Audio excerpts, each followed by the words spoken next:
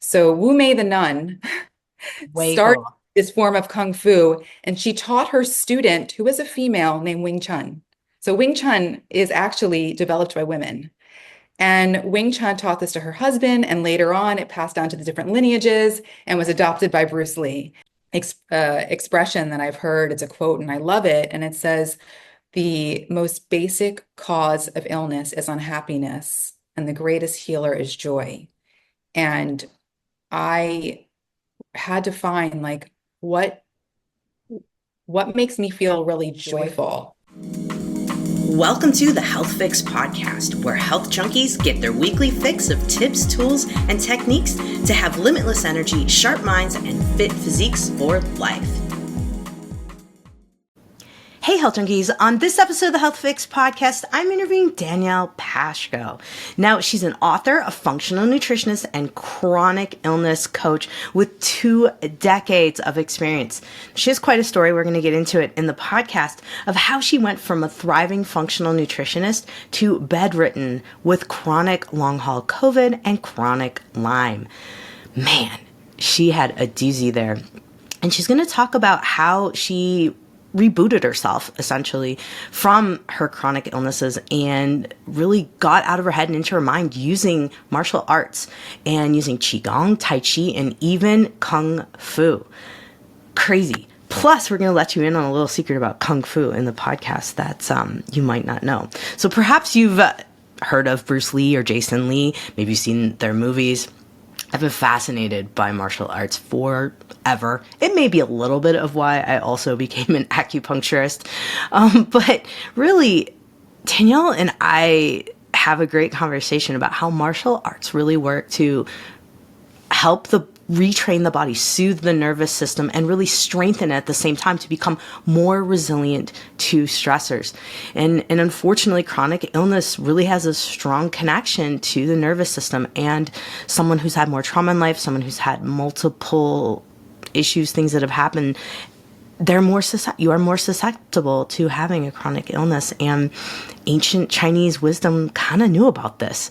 Why do we stop using it? I don't know. Well, maybe I do, probably because it's not a quick fix. There is a little bit of work, but boy, the benefits are amazing. So Danielle and I are going to dive into 5-element Qi Gong. So this is visualizing your organs, your movements, and even sounds that go with the organs and colors that go in organs.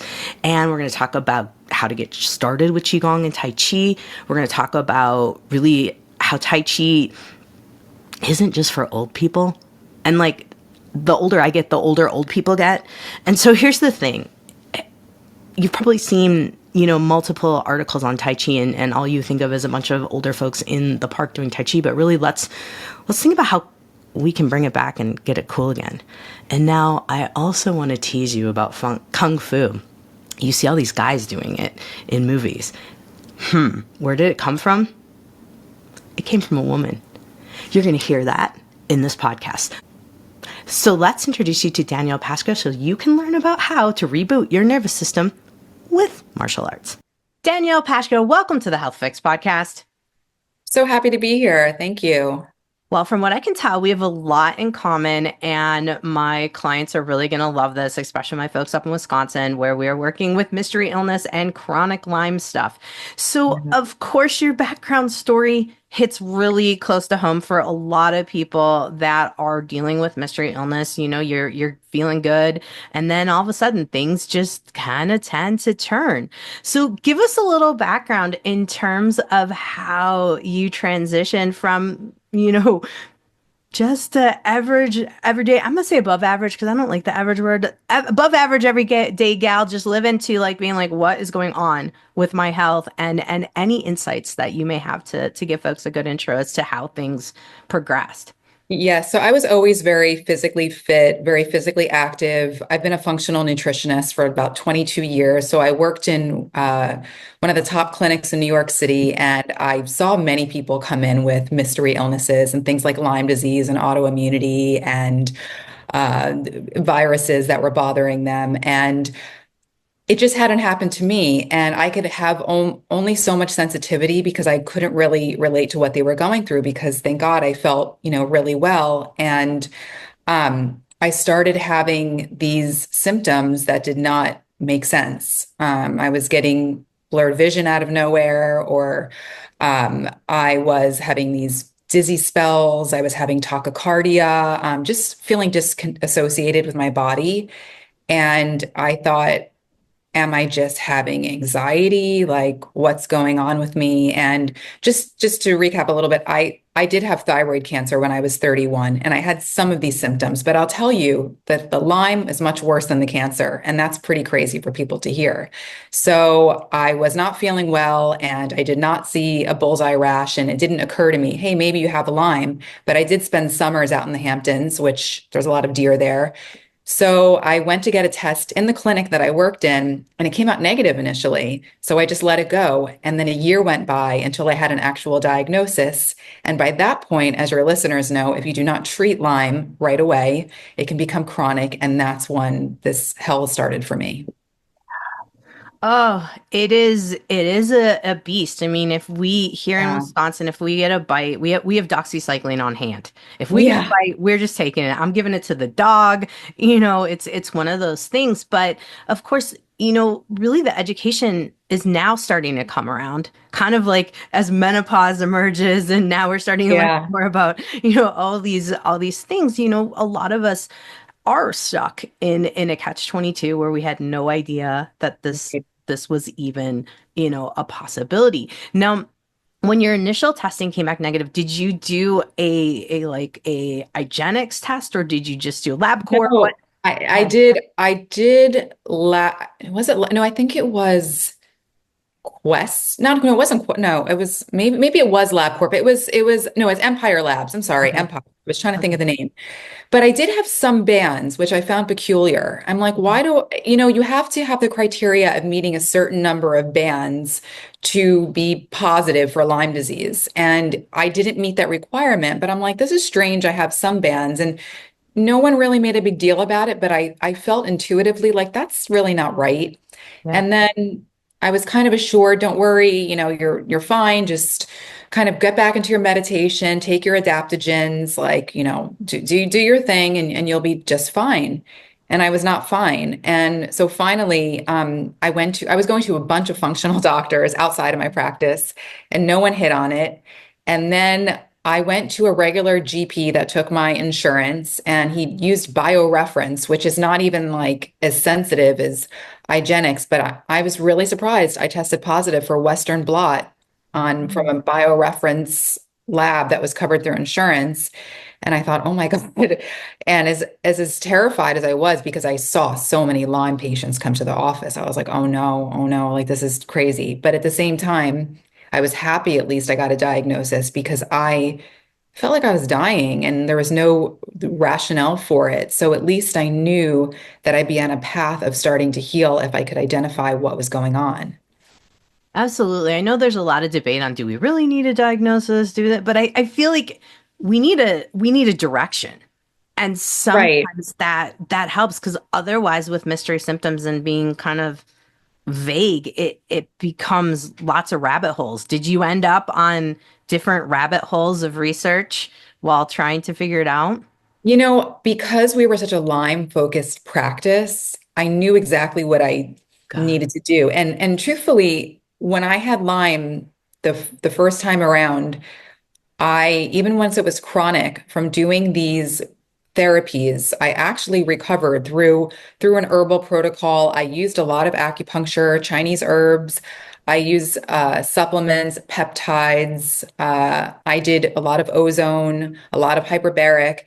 And I was lucky that the first time this had happened to me, I actually pulled out. It took about a year worth of treatments, but I got back to my 90% and I was feeling well again. What ended up happening was COVID came around in 2020. So I got Lyme 2017, 2018, and I kind of recovered by 2020, and I was like, I'm feeling good. Lockdown comes along and I'm very physically fit again. I'm jump roping in the apartment. I'm running my stairs out of boredom because we're all in, we can't go to our offices. Right. And I get COVID, and it was a very mild case. And I see this a lot with people I work with. And they're like, I had a nothing case. I was kind of feeling okay.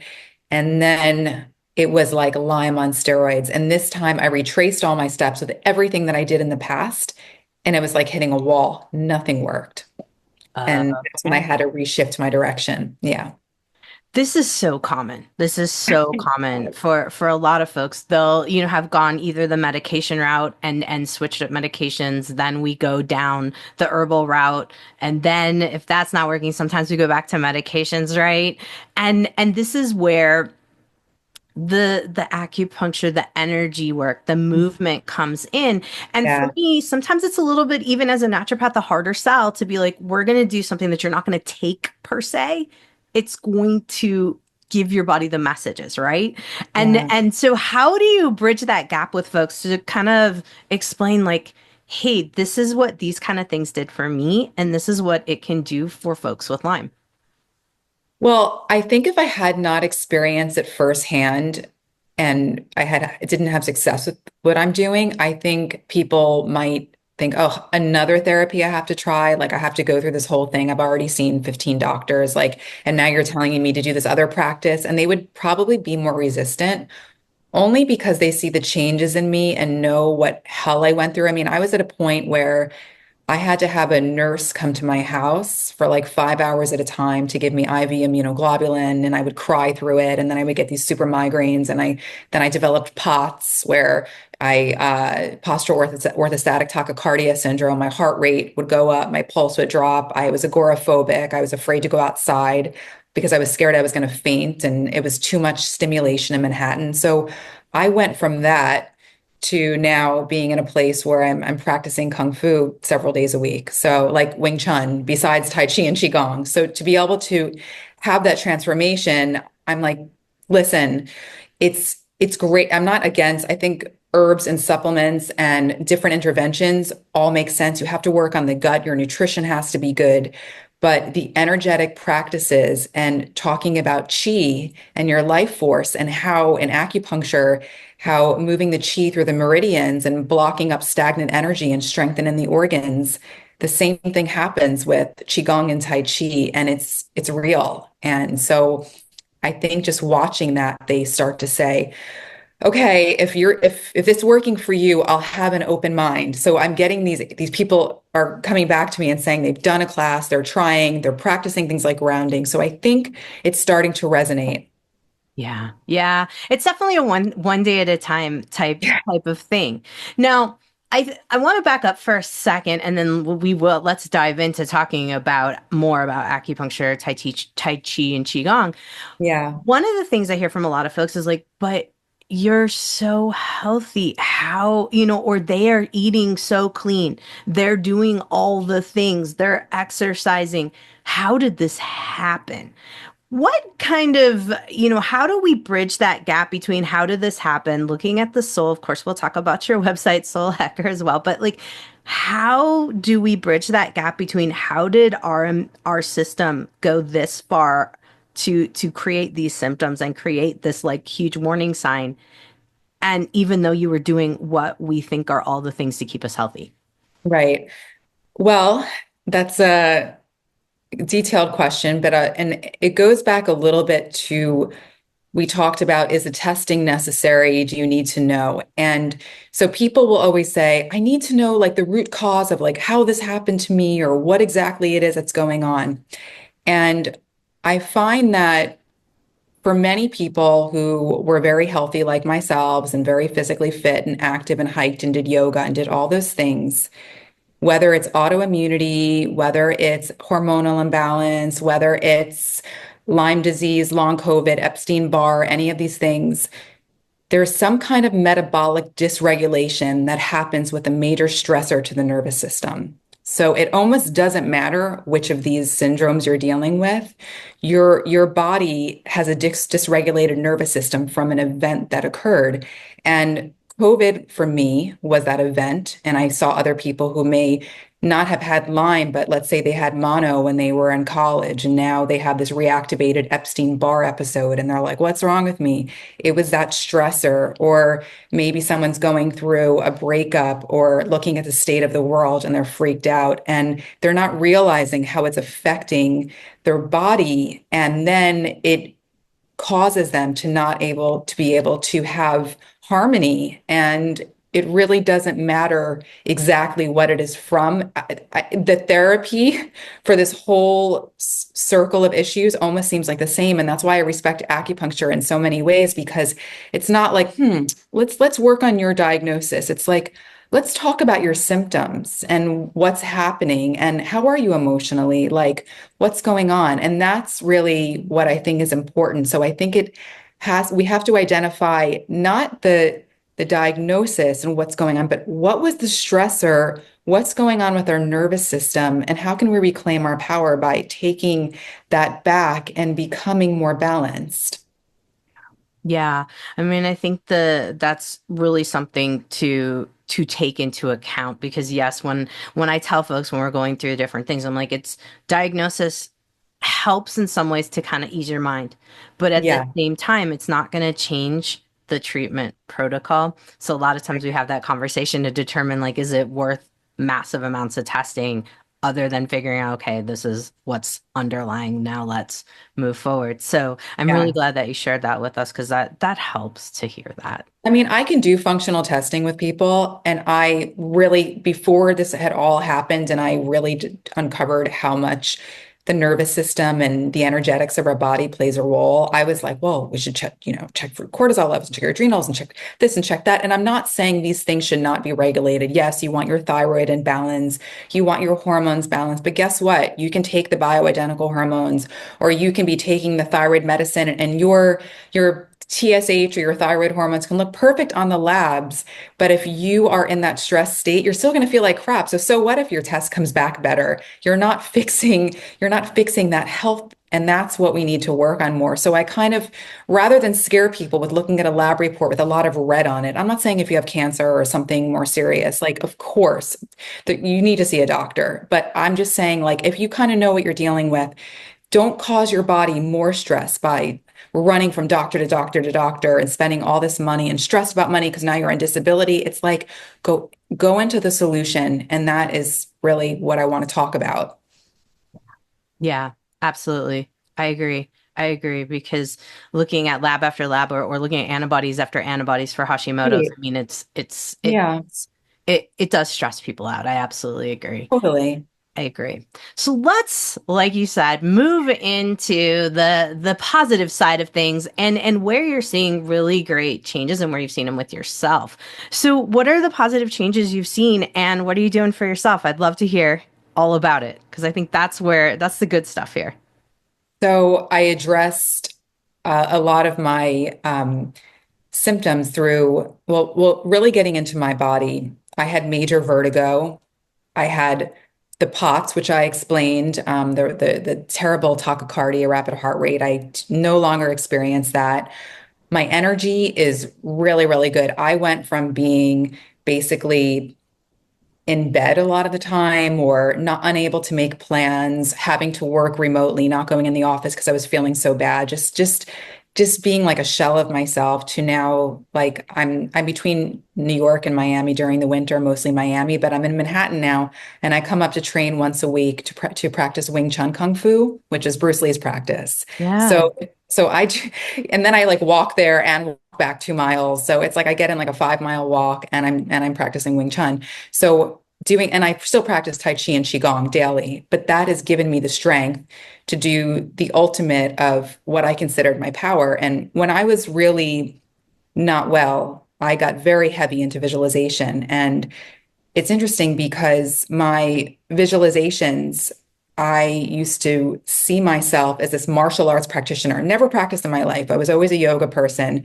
but I thought my solution was if I can be this grounded, precise martial artist, like I'm already healed. So I would watch this all the time in my visualization, but then I would come out and say, like, yeah, like I'm going to do Kung Fu.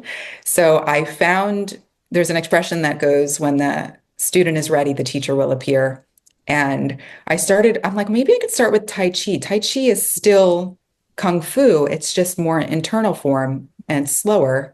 So I found this teacher and he really understood chronic illness because he went through some challenges of his own and healed tremendously. And he went very slowly with me. We spent a lot of time together. And worked in the park. If you're going to do Tai Chi, I would say in the park, be in nature. I know it's a little cold, makes a difference. And we would be in nature, be in the park, and each week I would feel more strength, like and rootedness. And I was like, this is interesting. And after I would say like 3 months, I was really bouncing back. And this is not with, I was doing acupuncture once a week, by the way, not because you're an acupuncturist, but I did that. And I was just starting to feel really good. And he said, I know you had this like kung fu dreams. You want to do this. And I think you should start practicing Wing Chun. And I'm like, crazy. I'm going to like go into the studio and like, I'm going to pass out. Did not happen. And ever since, martial arts have become a huge part of my life and my healing. And I feel like it's just amazing what it does for the chi, what it does for your organs, the proprioception, what it does for neuroplasticity in the brain. I mean, it's just, I think it's like a hidden gem that people do not understand. Absolutely. Absolutely. I mean, the foundation of all of this, right, is circulation. We're Yeah, circulating chi, we're circulating blood. And I may be on a what do we call it? Like repeat, or people might be sick of hearing me say it. So I am hoping for you to help back up in that department, because I'm always saying the root of anything is circulation. Whether it's, chi circulation, whether it's nervous system chi, I kind of break it into those things. But right.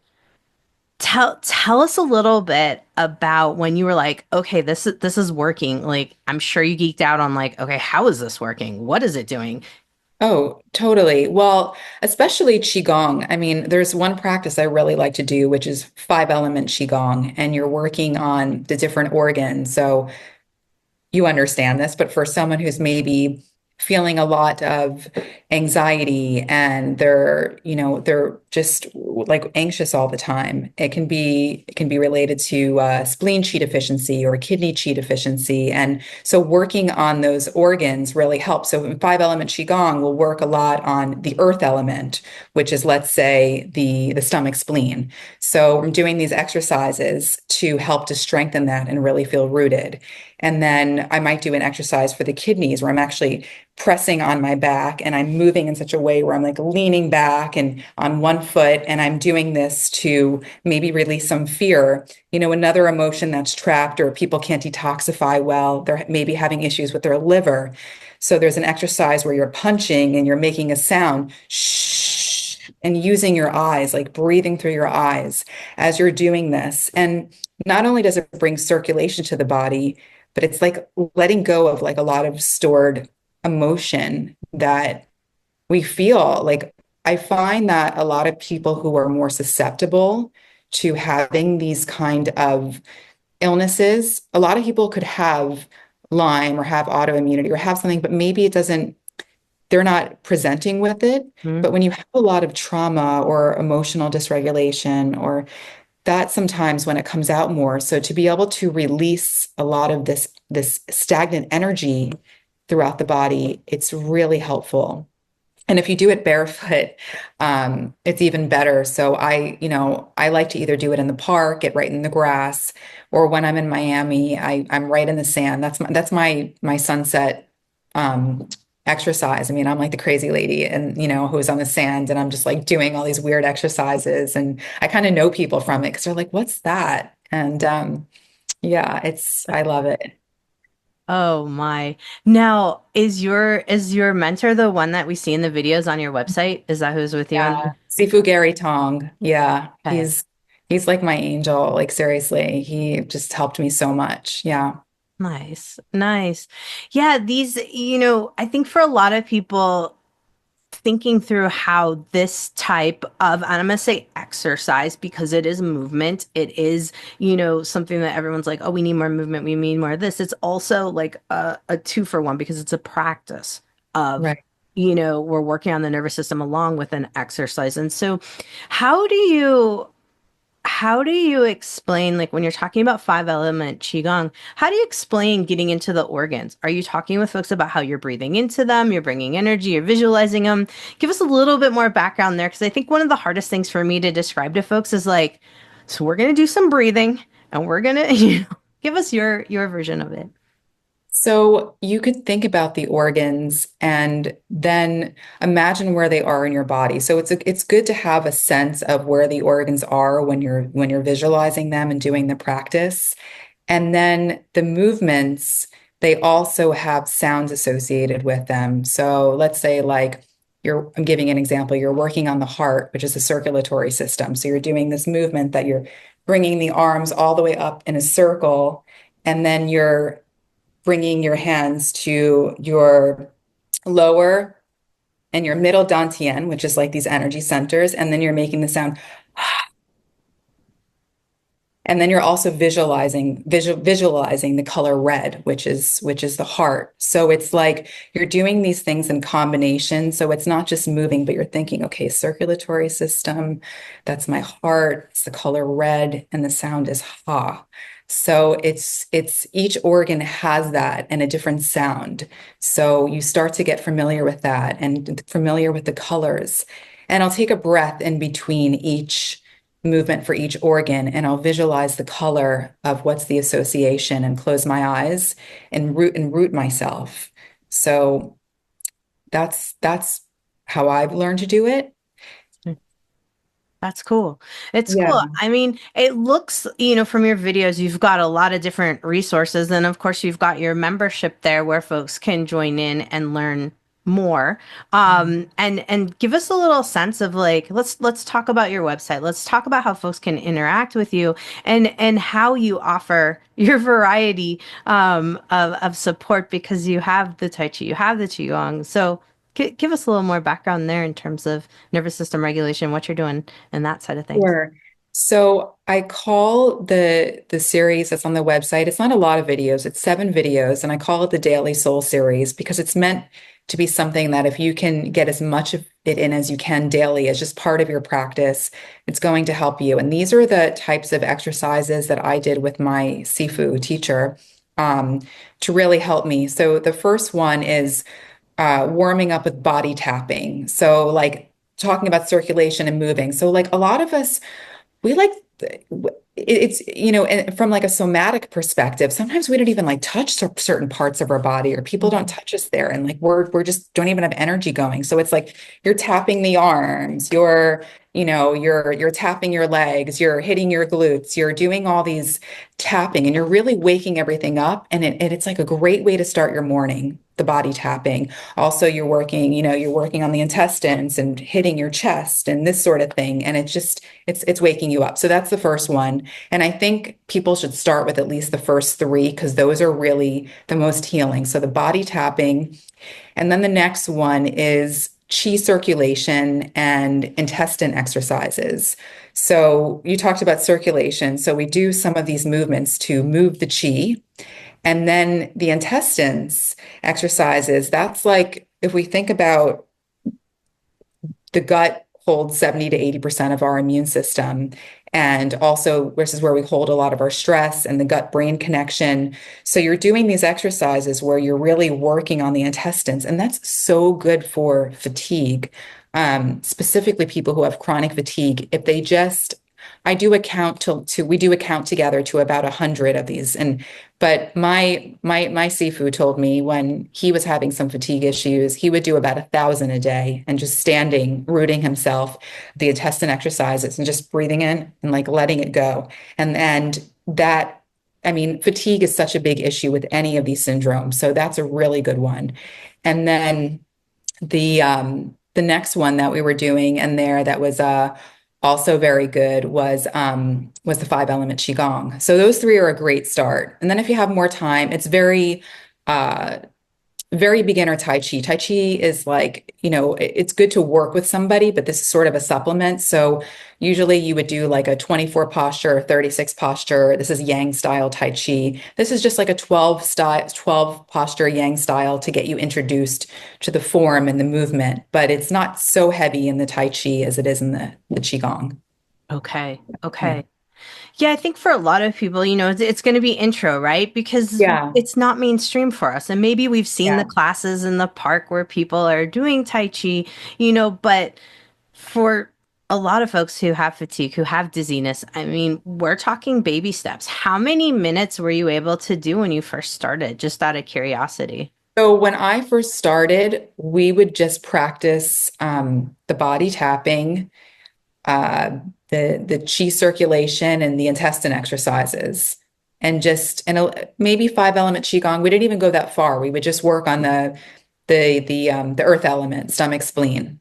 We didn't even do the whole. I was just like tired, but just that helped me feel more rooted. And that was just huge for me because I felt so disassociated from my body and so like off kilter that to feel actually grounded, I was like, wow, like, and not fatigued. That was where I started. So I think that's a really good practice for people just to do initially. You don't have to like, the Tai Chi came later. It was more the Qi Gong. Okay. Makes sense. Makes sense. And for those of you who are listening, Qigong, we can do sitting. We can do, Absolutely. we can lay down. There's different ways depending on, I've had people who are bedridden, and so we're doing things laying down. Whereas Tai Chi, a little harder. I'm sure you probably have some ways of seated Tai Chi too, though. Yeah, and also I mean the qigong even can be done for people who even have things like Parkinson's or a lot of different illnesses with very limited mobility. So it's a really good start. But I think it's interesting because Tai Chi also people are reluctant to do it because they think of seniors in the park. They're kind of like, I'm young and I'm gonna just go do yoga and like Barry's boot camp because like I'm not gonna do Tai Chi. And honestly, if I had not been through what I went through, I would be the same way. I was like a very athletic. I'm like Tai Chi, You always read like in these AARP or something, like do Tai Chi. And I'm like, okay, that's just not for me. I'm too young for that. But once I got sick, I was like, wow. And truthfully, it's a very martial form. It was actually created in China for as a form of combat and self-defense, but it's been used in a softer, more healing way, and that's what people think about it. But it's actually quite beautiful, quite flowing, and it'll make your other athletic practices better. I see now that I also practice Wing Chun Kung Fu, which is it's much more combative and that sort of thing. It's given me a way to breathe and move in a more yin kind of way where I'm not just like throwing myself around, but I'm controlled and I can actually handle something more physical because I'm not burning out. So it's teaching you non-burnout skills, if that makes any sense. Yes. I mean, for me too, you're spot on the AARP thing with the Tai Chi, because yeah, that's what you see. And for me, I'm thinking F45 CrossFit, like, that's my jam I used to do. Yeah, Now, it's changed. And looking at like, for a lot of people, I think even just maybe you don't have a chronic illness, but you're just like feeling more tired. Your hormones might be off. You're going through totally. perimenopause.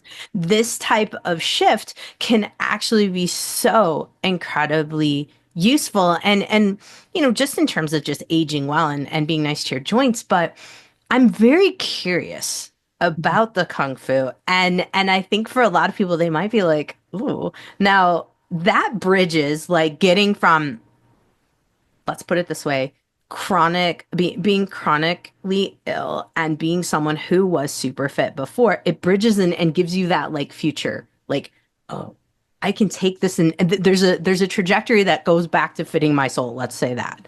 So tell us a little bit more about it. How did you, what kind of things do you do?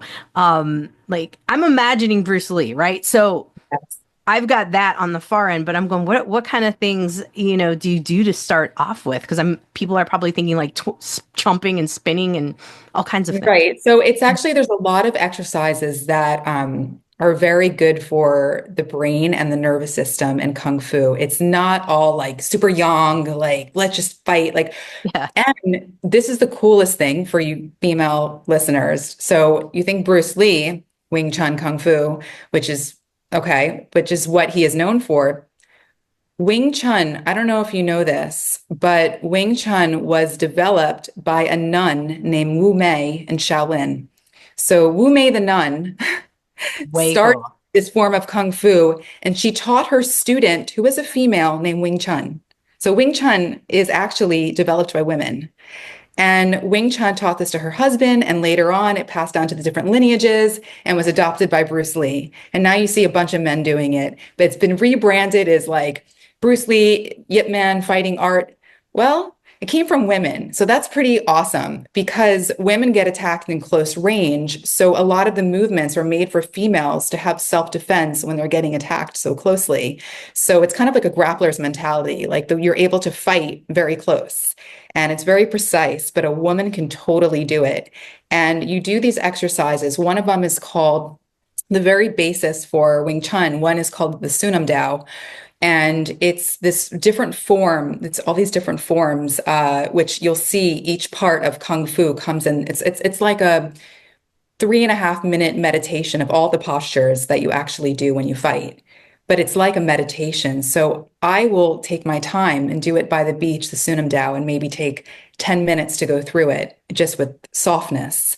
So that's one part of it. You can make that your Wing Chun practice, the Sunam Dao. And then the other part of it is you do something called Chi Sao. So it's like it's partner hands, and you're doing these different movements with your partner, and you're doing switches with punches and Bong Sao and all these different things.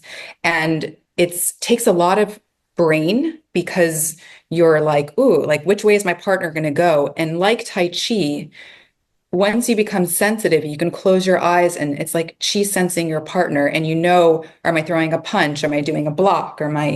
And it's not super rigorous on your body, even though it'll build up your shoulders, but Mhm. it really roots you and it really, really makes you able to have more neuroplasticity and it just changes your brain. And I feel when I come out of doing like even a chi sao practice, just doing practicing Sunam Dao, I'm like my brain feels really good and it helps with proprioception, balance.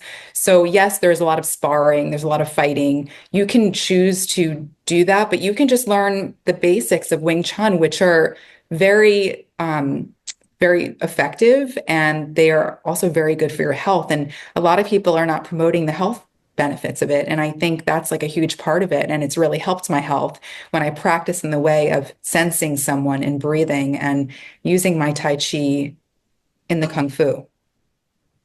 I'm sold. I'm like, sign me Do up. it. Do it. I It's want to so do this. cool. I almost like it's like so great, but like right now in my class in New York, like I'm pretty much was like no girls, and I kind of like that it's like cool. It's like kind of, just not really popular. And like I feel like if I start promoting the Wing Chun too much, like it's just going to be flooded with women, and I want to, but part of me is like, I don't know. Like I kind of like that I'm doing it on the DL. Like so, yeah. I mean, how cool that a woman, really came up with this because like Bruce Lee, and Jason Lee, both of them, were just so like cool to me, right? As I was growing up, I'm Uh-huh. like, wow, look at that, Um, yeah, I can't say enough, but listening, I could see where you're like, yeah, I like to be like the cool cat, in that environment. I get it, I get it.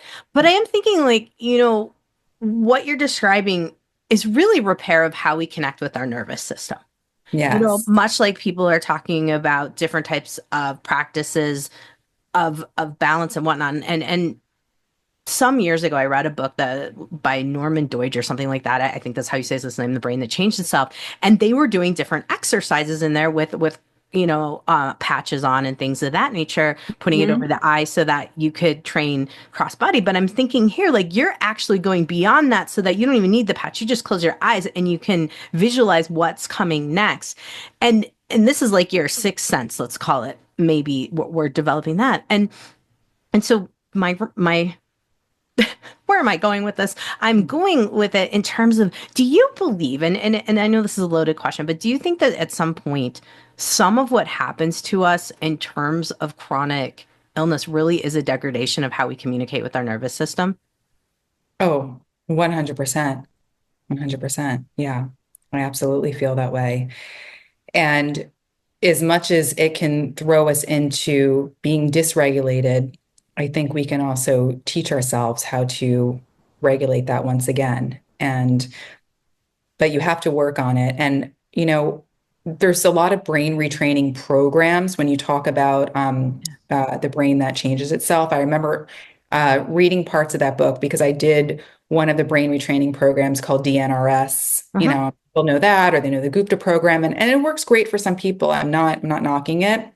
I did it twice. I didn't feel any difference, and I felt like because I wasn't incorporating the movement with the brain retraining, I was just talking to myself pretty much. And that may work for somebody, but I needed it to be like visceral, like I needed to feel it in my body. So this is my brain retraining. I did the visualization part though. I visualized the kung fu and I did manifest that. So that did happen. But now the nervous system retraining is through movement. And once you really tap in, that's what's so cool about Qi is like you can you can sense that from someone else, your partner. In Tai Chi, there's touch hands where, you're going back and forth and you're feeling them and you know when there's going to be a switch or how they're moving. And Kung Fu is kind of the same way. When you're doing these partner exercises, you really tap into your body and like that sixth sense and you're calm in your nervous system. Like that's the place that even when I'm upset or stressed or sad and I get there, I'm present. I am like fully present. And that is where we need to get out of our heads and just like get into our bodies. And that's why I love these practices because I'm somewhere else when I'm there and I'm just present in that movement and I feel.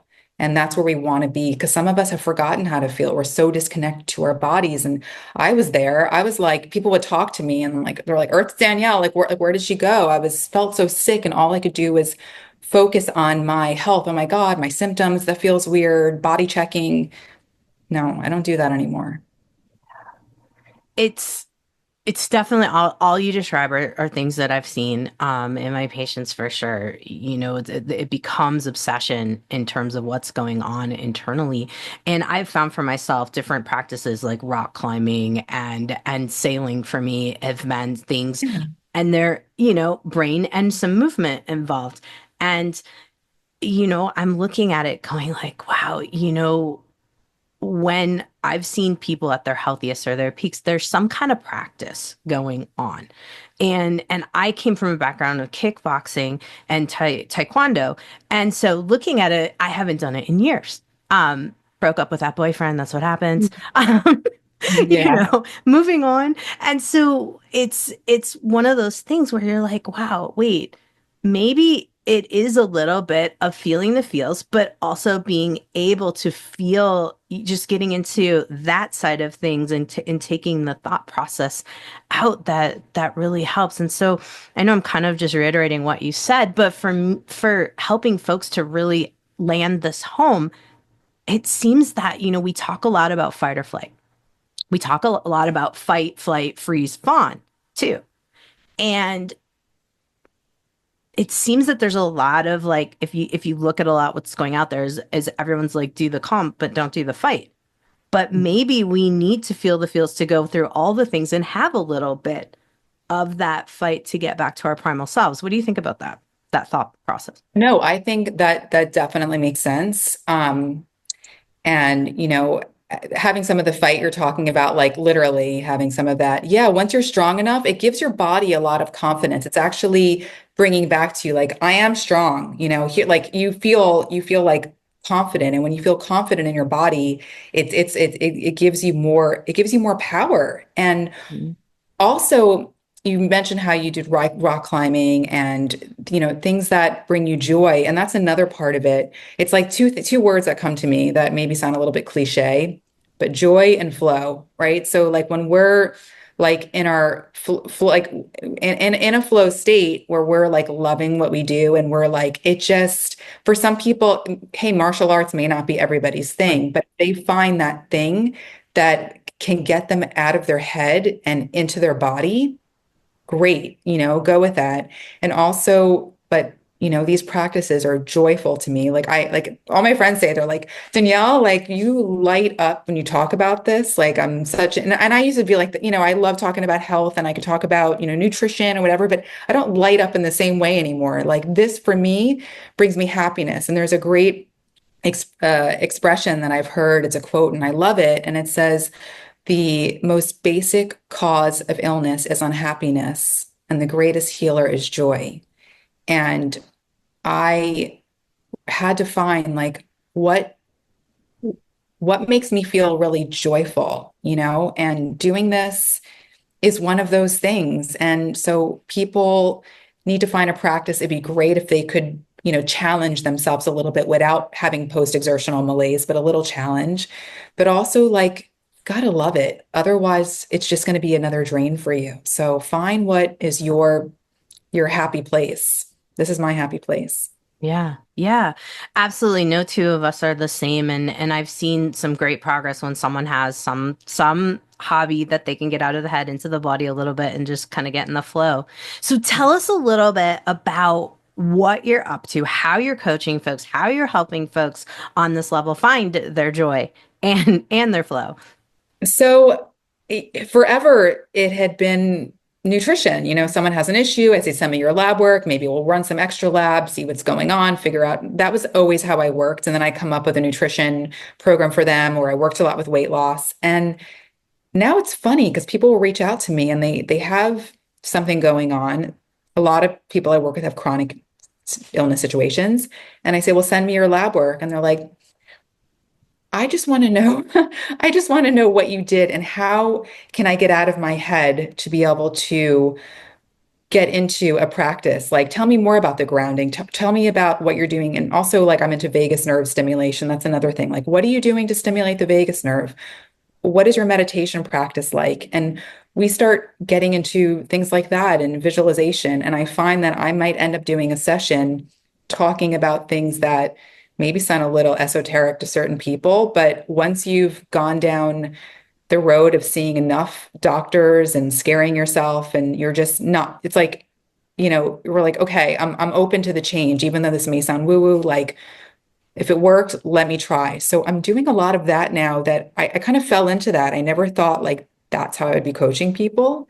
But sometimes I would say more than half the time our sessions turn like that. So yes, I can help people nutrition, diet, lifestyle, but a lot of it is about taking on these mind-body practices. Very cool. And so unique ways, I'm guessing you're kind of looking at what lights them up. You're looking at what. Right. We'll talk about it, get into Yeah. like Um, I was working with one woman who she was suffering from depression and hormonal issues, and a lot of it was just a lot of fatigue and just no joy in her life, but she was drained and chronically fatigued. And I was like, well, like what really makes you happy? And she's like, well, I used to be an artist and I love to paint and I love fashion and I would love to take a class in Italy, like I don't know, like that would really make me happy. And it was one of these things that we got into it. And now she's working on that. She was scared to go alone. And now she's booking this trip with her daughter. And it's like, she was like, that's really cool. Like and I'm not a life coach. I didn't expect to be talking to people about this kind of stuff. But yeah, her thing, she said to me, should I do like the grounding and Qigong? And she just it wasn't going to be her thing. Like she didn't need more quiet and meditative. She needed to have fun. So I was like, you need fun and you need to do that. And that's going to be a healing for you. So I don't know, I have an intuition about people sometimes, like what might help them specifically. This is great for many people, but I don't like to box people in and say everyone needs to do this. It's going to save your life. Like I'd save a lot of your lives, but not everybody's. Yeah. Yeah. Well, I mean, when it comes down to mystery illness, when it comes down to chronic illness, no two people are the same. I mean, no two Yeah. people are the same in general, but we all, I see it, and I'll put my opinion out there, is that I see it as when this happens, there's a loss of self, there's a loss of nervous system Yeah. connection, and it's the body screaming, like, please Yes. find me help. Mhm. It's true. Yeah. Yeah, it's so awesome. I love all the resources that you have. Now you have a membership, I noticed. Tell us a little bit about that. What can folks expect from that? What's that like? So the membership is for the videos, which are part of the Daily Soul series, which are mostly Qigong and the one Tai Chi video. There's also a healing meditation at the end that people can listen to. If they don't meditate, it's more like a guided visualization for healing. I'm doing Hmm. it. And then I also am including community videos where I'm doing interviews with other, I like to call them soul. So the name of the website is called Soul Hacker, and it's kind of a play on words of biohacking because biohacking is good, but it uses many tools, like let's say a jump, jumping into a cold plunge or using a red light or doing all these things. And this is tapping more into the essence of your soul. It's kind of like hacking your soul. So Yeah. I have interviews where I'm talking to other, I like to call them other soul hackers, because people who, like yourself, who are into the mind, body, spirit connection, and we're having conversations about that. Or I may just be doing my own talk. So they can have access to those resources. And it's $10 a month. I made it very easy. So because I know a lot of people, especially with chronic conditions, a lot of them can't work. And I didn't want it to be a barrier. So I was like, at least start here. And so that's what I've been doing. Oh, I love it. I love it. Yeah, it's very expensive, unfortunately, when you're invested in trying to figure out what is going on with you. And Yeah. great stuff. I definitely will be referring folks to take a look at the resources, see if it resonates with them and kind of going forward from there. So, okay, we've got Kung Fu. What's next for you? What are you gonna do? What are you coming up with? What are you working on? I mean, I have some thoughts, but they're not totally ripe yet. But I want to bring healing martial arts to the mainstream. I really do. Maybe the Kung Fu not so much, but it could be cool. But the Tai Chi Qigong, because I've seen what it does, I want to rebrand it as something that is healthy and cool, and also get people involved and be inclined to try this, because I think I know the magic of it. So that's really like my mission is I want to really incorporate that into my work and do good things for the world. Like after you've been sick enough, you just want to you want to serve. You're like, thank you, God, for like helping me. And I just want to give back. So that's where I'm at. Oh, that is, we need more folks like you. I love it. And I love getting back to getting the Tai Chi and Qigong being cool because Yeah. it's definitely one of the things that I work up against with my folks. So I'm all in support. I'm all in support of it. Great. That's awesome. And I love acupuncture. I'm so for it. I'm going to Kung Fu and then I'm going to acupuncture right after. I'm walking there. Second I'm done, I'm actually going there. So I go every week. That's been a maintenance for me. I think it's really important to continue that. So it's something that I do. That's my practice. Do you feel like doing acupuncture just kind of just resets or reboots you? Or I would love to hear your take on it because the folks who do it regularly, my folks are always like, yeah, I just need it. They're, like no one's getting in the way of my time for acupuncture. It's just like my rebooting is what I hear a lot. But I want to hear your take on like what does it mainly give you so that folks can get a sense of. God, I have leaned on acupuncture for so long. There is a doctor that I started seeing 30 years ago, Dr. Fudi, and I mean, I went to him pretty much since childhood, like 30 years ago, maybe. But Chinese herbs, I would work with him if I ever had a digestive issue or very heavy menstrual cycles or my sleep wasn't good. And yes, Qigong can work on these things, but it's adding that extra help, and it just works so synergistically. So for me, like right now I'm feeling like I'm going into my menstrual cycle and it's like I get symptomatic, and it helps me. And I do take herbs. I always take Chinese herbs. I don't take that many supplements, but Chinese herbs have always been useful for me. So I feel like it helps with so many things that are going on, or just like when I'm under a lot of stress, like it also gives me that extra relaxation, even with doing these practices. Like it's it's it's the bonus. And when I can make it, I do. Yeah, icing on the cake, the qigong, the tai chi is Yeah. kind of the daily work, and the acupuncture Yeah. is just the booster. Definitely is. I love it, obviously, but it's just something I I love want. your work and being a naturopath too. Those are like really cool things. I thought I probably in another life, like that would have been maybe what I would have chosen to do for a living. Yeah. there's never too late on that. If you do change Yeah. your mind, we're happy to take more folks into the side of medicine. Yeah, it's something to think about, right? And for everybody who's listening and wondering, like, what do I do with my care? What do I do next?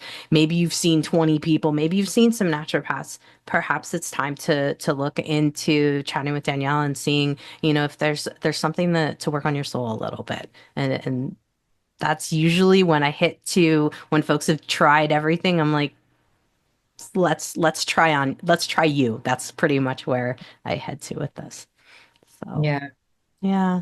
Well, thank you so much for coming on and sharing all about your experience, Oh, thank sharing. you. It's so great to meet practitioners who are like so like-minded. So yeah, this is really nice. Oh, my pleasure. Can't wait for this one to come out. And we'll make sure that everybody, guys, go over to Soul Hacker, SoulHakker.com. That's where you'll find all of Danielle's info. And what about Instagram? And Instagram. Yeah, I post a lot on Instagram. It's the and then SoulHakker, the Soul Hacker. okay, check her out over there. We'll definitely do some posts too once this Great. podcast comes out. So thanks again for coming on, Danielle. I really appreciate it. You. Looking forward. Hey, fellow health junkie, thanks for listening to the Health Fix podcast. If you enjoyed tuning in, please help support me to get the word out about the podcast. Subscribe, rate, and review, and just get that word out. Thanks again for listening.